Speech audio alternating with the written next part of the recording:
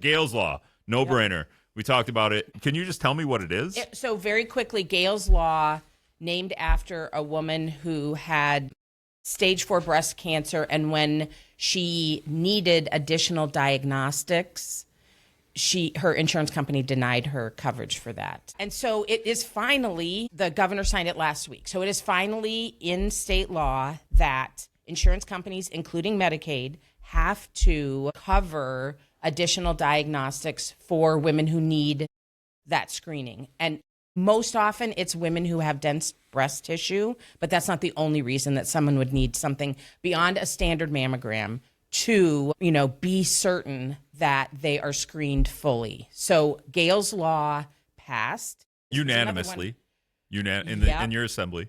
Even Robin Voss voted for it, even though he kept it the guy holding off the floor for 8 years. I don't know, 4 sessions, 5 sessions. Yes, he actually voted for it. Okay, so that one passed. That one got done. Great. Yep. The other one, postpartum Medicaid funding for a year instead of for 60 days. It was 60 days, and now it's a full 12 months. What's postpartum Medicaid funding? Can you describe that? So it's after a mom delivers a baby, care for her, to go to visit the doctor to make sure we're dealing with issues of postpartum depression, her physical care, baby's getting cared for, mom's getting cared for. Because isn't there, you've had babies, I haven't had babies. I have 2 of them, and they are lovely human beings, thank you. Isn't there so it was for 60 days, and the mother is obviously going to need some care there, but isn't there studies that say that after that 60-day window, the mom actually needs a lot of help beyond that for that first year, and it's really important? Yes, moms getting care beyond the 60 days, which is insufficient. Again, postpartum depression, physical issues, having care for 12 months is what is recommended by all of the medical associations. And we were the 49th state, I think Alabama. Arkansas, sorry, one of those A states in the South. Arkansas is the only state that does not have postpartum Medicaid expansion on the books. And the governor signed this into law like a couple days ago, right? Yep, last week. And so it's law now? Yes, it's law. It's law. So it's great. That's a big got it done. Again, this was, I talked about it a little while ago, that we put pressure, even from a minority position, we put pressure to get that bill onto the floor.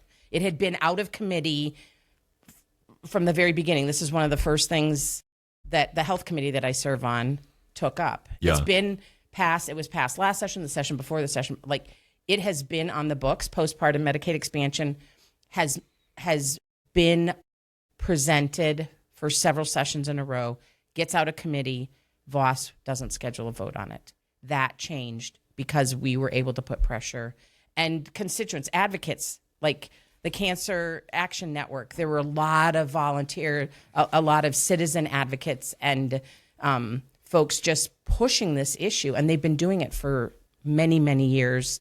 Kudos to them, a big victory. So that was probably, Gail's Law and postpartum expansion, top of the list of what we did get done that are super good. The other one that's way up top of the list that I think is important and was a no-brainer is PFAS funding, yes. right? Yes. Because I want to say it was 2 budgets ago that the governor it was in the 23-25 budget. The governor signed into the budget, and it was $115 million for PFAS funding, and then Republicans we're not going to, or the Joint Finance Committee was we're not releasing the money. We're not spending it because farmers are going to get sued. And all you had to do was go and amend the bill and go, okay, farmers can't get sued for putting PFAS poop on their farmland. Yeah, it protects. And now you've done that. Innocent landowners. 4 years later, it's, know what I mean? $125 million is going to be released from that trust fund. It's been sitting there. Yeah. It's been sitting there. So that was a big victory also.